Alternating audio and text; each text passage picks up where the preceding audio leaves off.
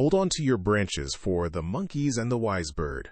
It's a tale where shivering monkeys make a colorful mistake and a wise bird tries to help. But will they listen, or will they learn the hard way? High up in the rugged mountains lived a lively family of monkeys. Their days were usually filled with playful flips and sun-warmed naps. But one winter, the sky turned a grumpy gray, and heavy, icy rains began to fall. Day after day, the monkeys, with their sleek brown fur and long, curly tails, huddled together, shivering uncontrollably. Their bright, curious eyes looked worried, and their playful squeaks turned into soft, chattering grumbles. The cold seeped into their bones, making their teeth clatter like tiny drums. Just when their spirits were almost frozen, a few clever young monkeys spotted something peculiar on the ground. Peeking out from under a wet bush were bright, shiny red and black berries, gunja fruits. In the dim, wet light, these colorful berries seemed to glow with a false warmth, like tiny embers of fire. A spark of hope ignited in the trembling monkeys' hearts. "Fire!"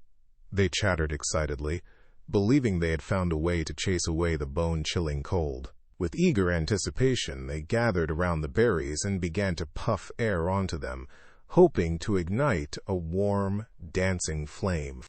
Perched high on a sturdy, moss-covered branch of a nearby tree, a beautiful bird with iridescent blue and green feathers watched the peculiar scene unfold.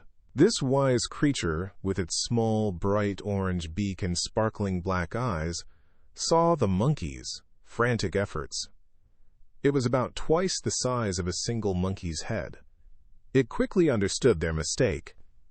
From its cozy perch, the bird tilted its head, a gentle sigh leaving its beak. "Oh, dear friends," it chirped softly, its voice carrying above the falling rain, "you are blowing at pretty gunja fruits, not warm embers. True fire won't sparkle from those berries, no matter how hard you try." The wise bird fluttered its wings slightly, a gentle rustle of its delicate thin legs against the branch. "What you are doing is a great waste of your precious time and energy," it advised, its voice kind but firm. "These colorful fruits, though lovely, simply cannot warm your cold fur. They won't protect you from the biting wind or the heavy rain. Quickly, go find yourselves real shelter, perhaps a cozy cave in the rocks or a snug burrow beneath a large tree. There, you will be safe and warm from the chilly grip of winter's storm." But the monkeys, still soaked and shivering, felt a prickle of annoyance instead of gratitude. How dare this noisy bird interrupt their important work? One old monkey, with particularly shaggy brown fur and wise squinting eyes, puffed out his chest.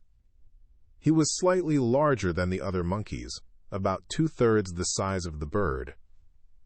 "Go on, foolish bird. Go and chatter to yourself," he grumbled, shaking his long, curly tail. "Why do you bother us, interfering with our very important task of making fire? We know what we are doing." The wise bird, however, refused to give up on the stubborn monkeys.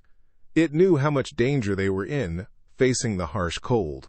Ignoring the old monkey's rude words, it gave a tiny flutter of its iridescent blue and green wings and swooped gracefully down from the branch. The bird, which was about twice the size of a single monkey's head, landed gently a short distance from the group, its delicate, thin legs touching the wet ground. It continued to chirp, urging them to stop their fruitless efforts and seek proper shelter. But the foolish monkeys simply grumbled and carried on, pretending not to hear its worried chatter, still hoping to open their eyes. The persistent bird took a few hopping steps closer to the huddled monkeys. Its sparkling black eyes looked pleadingly at their cold, blue-tinged faces. "Please, my dear friends," it chirped with deep concern, its voice a soft, urgent murmur. "These are just pretty berries, not magical embers. You are wasting your precious time. The cold is getting stronger. You must change your ways, or you will regret it. It tried its best to explain, fluttering its wings gently to emphasize its point, hoping they would finally understand before it was too late. The monkeys, already cold, tired, and deeply frustrated by their failed attempts to make fire, suddenly grew very, very angry. Their little faces scrunched up in fury, and their playful noises turned into harsh screeching. "Enough of your annoying chatter," one monkey screeching, its bright eyes blazing. This monkey, about half the size of the bird, had playful brown fur and a long, curly tail. With a quick, unfair swipe of its strong hand, it snatched the wise bird from the ground. Then, in a fit of misguided rage, the monkey flung the bird roughly against the muddy earth. The beautiful bird, with its iridescent blue and green feathers, groaned softly as it landed with a painful thud, severely wounded and silent. This sad story teaches us an important lesson about listening to good advice.